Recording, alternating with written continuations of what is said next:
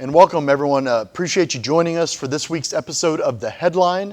I am Jeramy Kitchen. I am the Capitol correspondent here at Texas Scorecard, endeavoring as best I can to fill in for Brandon Waltens, who is not only the host of the show, but the managing editor here at Scorecard. We have a lot to talk about today. We'll be discussing, certainly here a little bit later, some of the shenanigans, if you will, that have taken place in the first called special session, some of the action or lack of action, depending on the prism you're looking at it through. But first, before we get to that, we're going to talk about the election for the Republican Party of Texas chairman's position that took place on Sunday. The newly elected chairman is former State Representative Matt Rinaldi, and our own Brandon Waltens sat down and asked him a few questions about kind of what is on the horizon and his thoughts for the future of the party. So take a look here. Republican Party of Texas has new leadership. That's right. Earlier this week, the State Republican Executive Committee voted to replace outgoing GOP Chairman Allen West with the new chairman, Matt Rinaldi, a former state representative. Matt Rinaldi is joining us this morning. Thank you so much for taking the time to be with us, Matt. And I think the first question that a lot of people have asked me when they saw that not only you were running for this position, but now that you have it and are going to be the chairman of the Republican Party of Texas is, why did you want that job? Well, it's such an important position in terms of the upcoming 2022 elections and in terms of the upcoming special sessions. We're at a time right now where Democrats are getting more and more extreme, and sometimes our legislative priorities coming from the grassroots are being ignored. I think a GOP chair has tremendous power to alter not only the trajectory of policy, but also the trajectory of our elections. What do you think the role of the state party is? That's something that a lot of people seem to have differing opinions on. What is your view? Well, I mean, we have a mission statement. It's to promote conservative principles and to build the infrastructure that will allow us to do so. In order to paraphrase our mission statement. So I think the party has a lot of different functions, all built towards that one mission. We help in elections. We build a victory project. We raise money. We organize an office with communications, and we push our priorities at legislative session, both by testifying and through public communications. And as far as, the legislative priorities, right, this was something that was really, really prominent during the regular legislative session. Now we're seeing it again in the special session. We'll talk about that in just a moment. But what is the party's role in making sure those legislative priorities get across the finish line? I think it's to do anything in its power to make sure those legislative priorities get across the finish line.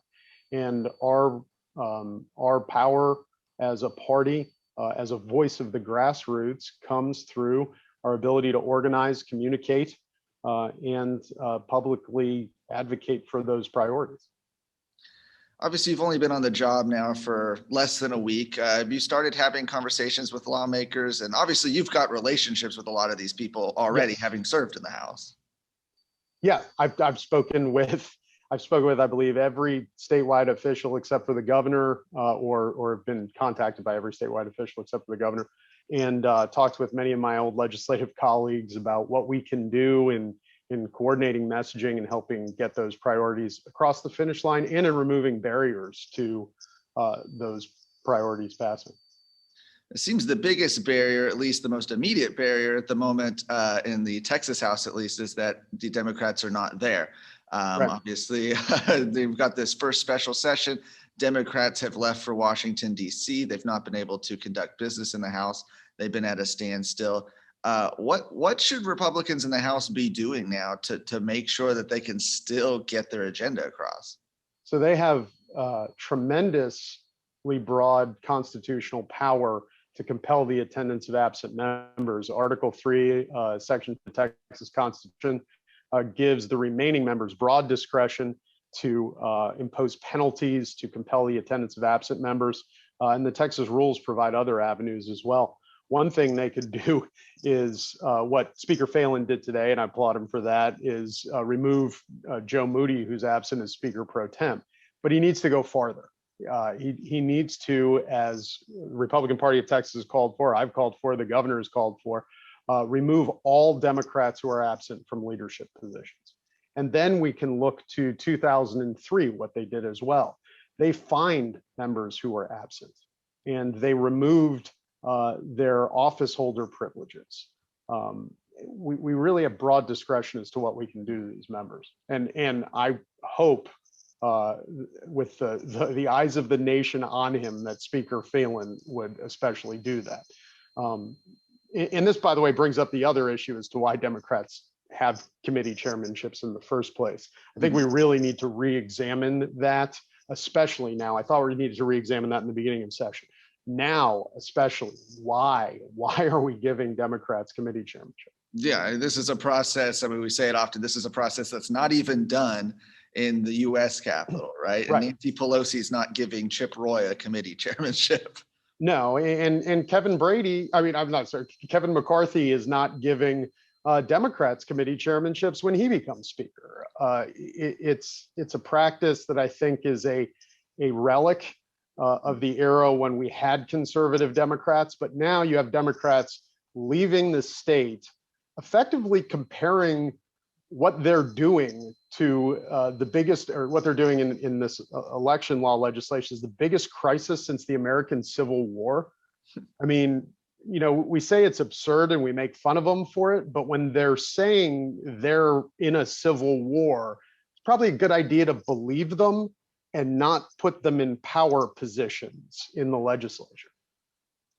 We've talked a little bit about what the House can do, what Speaker Phelan can do, but what options do you think, in your estimation, that the governor has right now? Obviously, he's the person who calls the special sessions. He's put the items on the list. A good number of those items were conservative priorities. Some of those Republican priorities were still left off the list. I mean, he can call session after session. I mean, what else could he possibly be doing right now? I would be doing exactly the messaging he was doing now and saying, I will call special session after special session until the Democrats come back. And if any 13 Democrats trickle back into the state to see their families or go to their jobs, then we're going to take them, arrest them, and bring them into the Capitol until we have a quorum. What I would also be doing is putting a new GOP priority on the call every week until the Democrats return. We should be pushing our priorities when the opposing party effectively shirked their duties and says they're basically in a civil war with us. You obviously, like I mentioned at the top of this interview, you were elected by the members of the State Republican Executive Committee. You have indicated you are going to run again next year with the broader body. Yes. Yeah. Some people were concerned they didn't want just a transitionary chair, which I understand. We're going to be in a 2022 election cycle. You don't want to change in leadership, during that crucial campaign. Mm-hmm. What are you and the party going to be doing right now, looking ahead to those 2022 election cycles? We're going to be raising a lot of money. Mm-hmm. We're going to be building our infrastructure, working with the RNC and both on our own and with the RNC, and putting boots on the ground in districts that are going to be contested, and working with our congressmen towards building a very large victory project. Federal law is such that victory projects being run by the Republican Party of Texas have many advantages in running a campaign. And if you don't take advantage of a strong victory project, you're really just, you're giving away a great asset. Last question, folks who want to get involved in the party and in the efforts heading into 2022, but I guess just kind of ongoing, what can they be doing to help? Well, contact your precinct chair. If you don't have a precinct chair, become a precinct chair. Contact your county party and ask how you can get involved. In the end, Republican Party of Texas is a grassroots organization that's built from the ground up with precinct chairs and delegates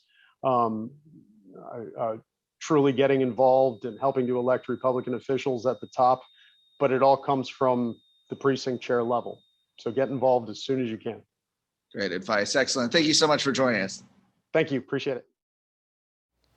Well, I want to thank Matt Rinaldi for joining us, kind of giving some insight, if you will, as to his kind of first week on the job as the newly elected Republican Party of Texas chairman. Thanks so much for doing that. Very quickly, before we pivot here, I want to give some shout outs to those watching from home. We greatly appreciate it. Certainly want to thank Emilio from El Paso, Deborah from Rosenberg, Mary Catherine from Dallas, and Steph from Deer Park. Thanks so much for joining us today. I introduce here my colleague here at Texas Scorecard, Jacob Asmussen, senior journalist. Thanks for joining us, man. Let's talk about, I guess, can you imagine being a newly elected Republican Party of Texas chairman on Sunday, and then finding out that you're kind of dealing with this hysteria and some of the shenanigans that have taken place this week, specifically in the Texas House of Representatives, but generally for the first called special session, with quorum busting and all that good stuff. I mean, just absolutely insane to me. Do you have any initial thoughts on that, or? He stepped into a soap opera. Sure. Yeah. I think the best way to approach this is kind of walk through a timeline of stuff that's happened, right? So as our viewers may know, the first called special session started last Thursday, July 8th. Immediately, the House and Senate kind of got to work on different priority bills that were on Governor Abbott's special session agenda. Over the weekend, both chambers had hearings on the omnibus election integrity bill. That's taken, in the Senate version is Senate Bill 1, the House version is House Bill 3. There are some nuanced differences there. They are different bills than were offered during the regular session, of course. We've got a summary. Our own Aaron Anderson did a summary kind of comparing all of those things. You can find that at texasscorecard.com website. But that kind of started these rumblings that we started to hear really at the end of like Sunday evening going into Monday, that Democrats, specifically House Democrats, were leaving. They were jettisoning off, leaving the state of Texas. And it became kind of a reality on Monday when we saw that several of them were getting on a bus. That bus was going to an airport, and they were flying. We found out they were flying, of course, to Washington, D.C. Not all of them took that avenue. Some took their own chartered transportation there. Some, we found out, we'll talk about that here in a second, are still remaining in Texas, which is interesting. But that has kind of created this saga and thrown the legislative prospects for a whole host of stuff into a state of chaos here in the Texas legislature. So that happened Monday.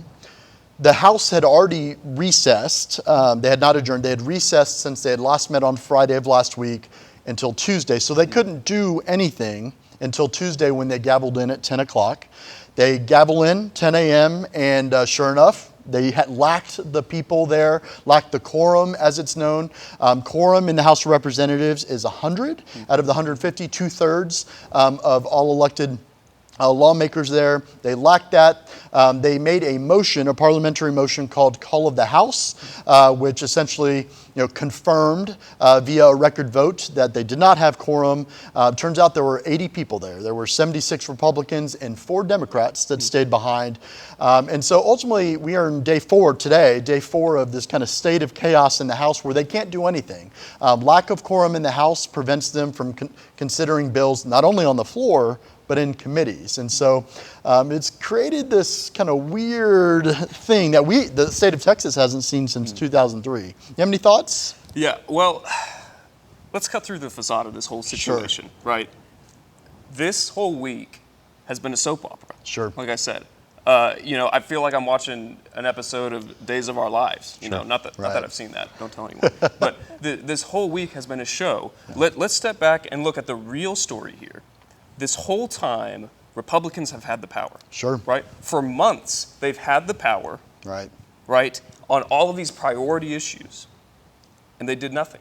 Yeah. They didn't get the work done in the spring during the regular session. Right? All of these cornerstone spotlight issues, sure. Election integrity, protecting kids from gender mutilation surgeries, sure. Right? Protecting young women's sports. All of these spotlight issues, they had the majority. Yeah. They had the power. and they didn't get it done. Sure. We're certainly going to get into that. Let's kind of go through the timeline here. So because they made that motion successfully, it needed 15 seconds on the House, and of course they got that. What that did, it allowed, under warrant of arrest, it employed the House Sergeant at Arms to go and search out missing lawmakers, right? Or at least that's what we've been publicly told was going to happen. Kind of moving on through the timeline here, we had yesterday, Speaker Phelan announced that he was stripping the Speaker Pro Tem, Joe Moody, a Democrat from El Paso, of his title, Speaker Pro Tem.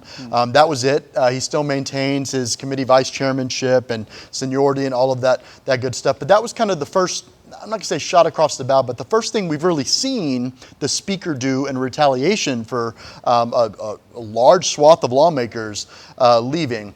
That, of course, got a response from multiple Democrat caucuses, to include the House Democrat Caucus, the Mexican American Legislative Caucus, the Black Caucus. Several caucuses had a joint statement yesterday basically saying, we don't think you did anything wrong, and that prompted yet another event in this legislative saga. You saw Speaker Phelan release a statement saying he's chartering his own plane and it's going to be waiting on them in D.C. and he implores these lawmakers to coordinate with his staff to get on the plane so they can return. And almost immediately, pretty please, almost immediately, you had the lawmakers respond by saying, we're not going to do that. We're going to stay. Do you have any thoughts about that? I mean, golly, look, like Chairman Rinaldi said, the Texas House has broad constitutional discretion to wrangle these rogue lawmakers back, right? They could fine them. They could impose penalties on them, right? And like you said, we're just starting to see the Texas Speaker, some of the Republican leadership, kind of wade their toes into the water of using that. But this whole thing is silly, right? You don't see this happening in the U.S. Capitol, right? Nancy Pelosi, in the first place, doesn't give chairmanships, doesn't give powerful leadership positions to Ted Cruz, right? But yet, for some reason, in the Texas Capitol, where Republicans hold the majority, they hold the power, they do everything they can. They scramble to give their power away to the Democrats as fast as they can, rather than using their power like they do in the U.S. Capitol, to get their work done for the citizens of the state. I mean, you may recall, to your point, in the beginning of session, the House rules were adopted unanimously, right? It's and this has come up a few times during session. There were people that did take issue. There was an amendment or attempted amendment to the rules that basically would have made it to where, I believe it was Brian Slayton that offered the amendment, would have made it to where, the chairmanships would only be given to the party that maintained majority control, and that resoundingly got defeated. I mean, there were only a handful of Republicans that actually voted in favor of that. You even had Freedom Caucus member Briscoe Cain, a Republican from Deer Park, basically be the guy that goes up and spoke against that amendment to the rules. It's absolutely, you reap what you sow in a way coming into this special session. We also saw, to your point, you had talked about the new chairman, Matt Rinaldi, who we just heard from, basically say that the Speaker absolutely has the power to strip things like chairmanships and vice chairmanships and seniority privileges and stuff, even though Speaker Phelan seems to keep kind of saying he doesn't. You even had Governor Abbott, but on multiple occasions now, but certainly tweet out that he believes they should lose these privileges. But as of now, nothing's been done. Yet it's an interesting sort of thing in that because the majority of them are out of the state, law enforcement can't be sent there. They have no jurisdiction. And so in a lot of ways, and you see this on social media from several lawmakers, you've had a lot of them just kind of poking fun at the governor and really Republican leadership on their inability to be able to do anything. You had thoughts about that? Yeah, well, I think the most important thing in this whole saga, who loses? Well, it's the citizens of Texas, right? Outside of the Capitol, outside of their little movie set that they're on right now, you have real citizens, right? Families being forced out of their homes because they can't keep up with the property taxes, right? You have 9-year-old James Younger in Dallas who faces permanently scarring procedures if he is sterilized, if he's forced to go through some of these gender disfiguring procedures, right? And you have women's sports under attack, Sure. right? And so all of the real citizens in the state are suffering outside of the legislature's little movie set bubble. Sure, that's absolutely correct. And we can kind of get into some of those specifics here. So yesterday, Lieutenant Governor Dan Patrick, of course, he governs a body, the state Senate, who, even though they had 9 Democrats join their House Democrat colleagues in D.C., if you will, they still have quorum, so they can still conduct business. Dan Patrick weighed in yesterday and indicated via statement that he supported Governor Abbott's now multiple times call to say, I'm going to keep calling special sessions until the business gets done. So Patrick opined and said he supported that. And then he also notably indicated that he supported or believes that Abbott should add to the special session call, the next special session call, consideration of changing what it means to have quorum, meaning like, okay, maybe the House shouldn't have 2/3, maybe they should have majority plus 1, which would be 76, right, or what have you. And that's an interesting prospect to think about. You know, I think for someone like Patrick, it's fairly easy to say that when you maintain quorum, but it was an interesting sort of thought there. You also had yesterday a revelation by Republican State Representative Kyle Biederman out of Fredericksburg. He had released a statement indicating that he had been in contact with the Department of Public Safety, the Texas Department of Public Safety, and the House Sergeant at Arms. He had talked to both of them, communicated to both of them, and they had told him that they had not been directed by House leadership, specifically Speaker Phelan, to actually go and arrest any lawmakers that we've seen multiple reports of now that still reside in Texas.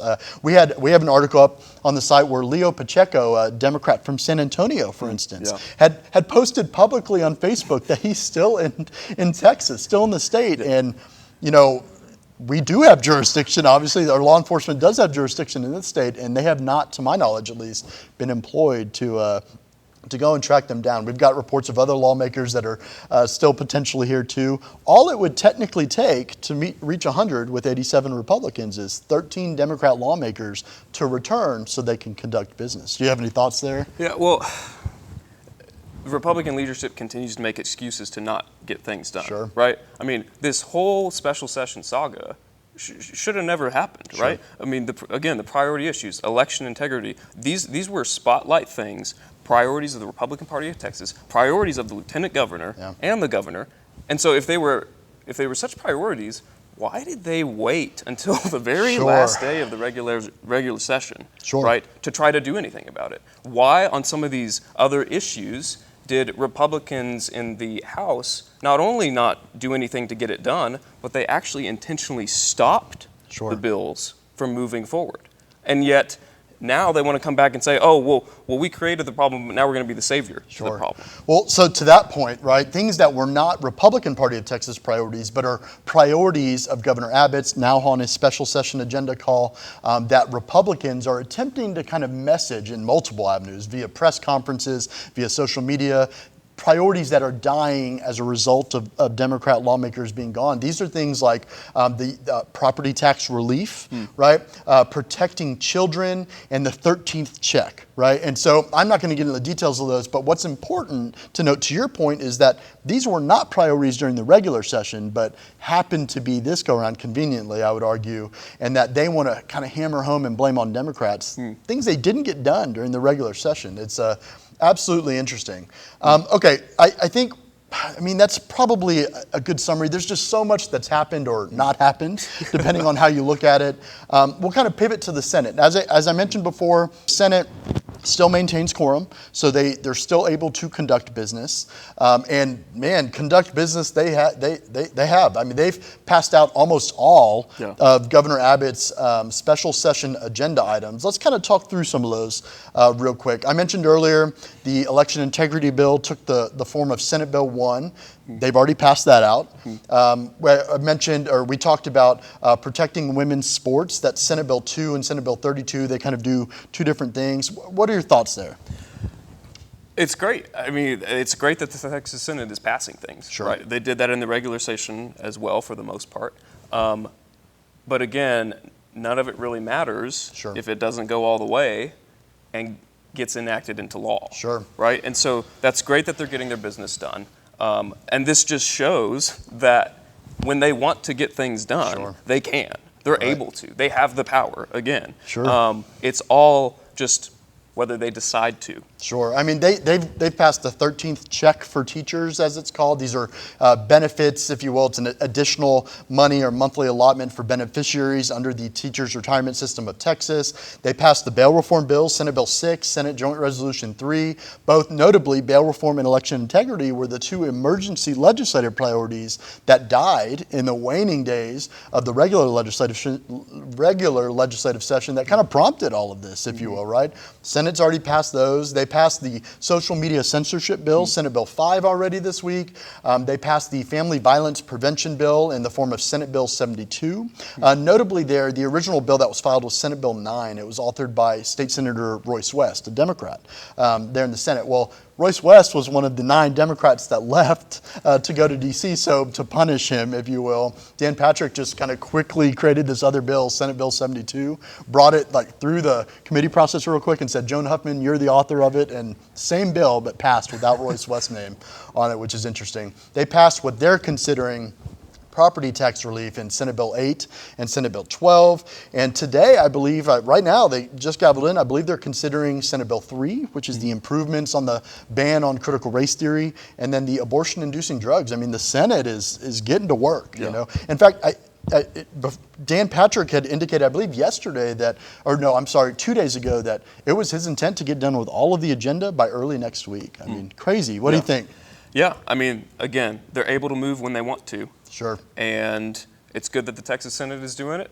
Now we need the House to do it. Sure. And that's where citizens come in. You need to contact your representatives, contact the governor. They need to feel the heat. They need to feel the pressure to get the work done to help citizens, to protect them, to give them relief from these burdensome taxes that they can't keep up with, right? They have to get the work done. Otherwise, great if you pass a bill here or there. If it doesn't make it into law, it doesn't matter. Sure. Well, so special session has the ability to last 30 days, right? And I think that lands on August 6th, August 7th would be the technical last day for the special session. It's still possible that these Democrat lawmakers return, even though they keep communicating that they won't. It's possible, right? And so it's still possible these bills go somewhere. Really, time is kind of we just have to wait and see, I guess, what's going to happen. So that'll be interesting. Quickly, we appreciate Sharon from Fort Worth joining us today, Sherry from Granbury, Lester from Friendswood, Sheila from Mansfield. Thank y'all so much. Tara from Dallas-Fort Worth area, and Sandy from Midlothian. Thank y'all very much for tuning in today. Some brief announcements here. We have the ongoing a show that I host weekly every Monday, This Week in Texas. That will likely be jam-packed this week as well with the ongoing shenanigans. We try to kind of project what's going to happen in the week ahead in the ongoing special session, so join us there. And then, as always, because there is an ongoing legislative special session, and maybe you want to contact your legislator based on everything that's happening, make sure to check out the Texas directory. It's located on the TexasScorecard.com website under our Tools tab there, and it's got all the contact information you're going to need for your lawmaker. Again, everyone, thank you so much for joining us. Thank you again to Matt Rinaldi, the newly elected Republican Party of Texas chairman, for joining us. And Jacob, thanks for joining us today. It'll be interesting to see what happens. So it's a roller coaster. Yeah, it's a roller coaster. Well, anyway, thank you guys. Thanks for joining us. We'll see you next week.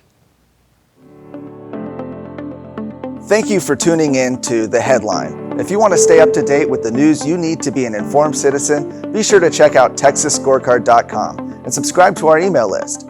You can also listen to this show and other shows on whatever podcast platform you use. Subscribe and review our show now to ensure other Texans can be informed.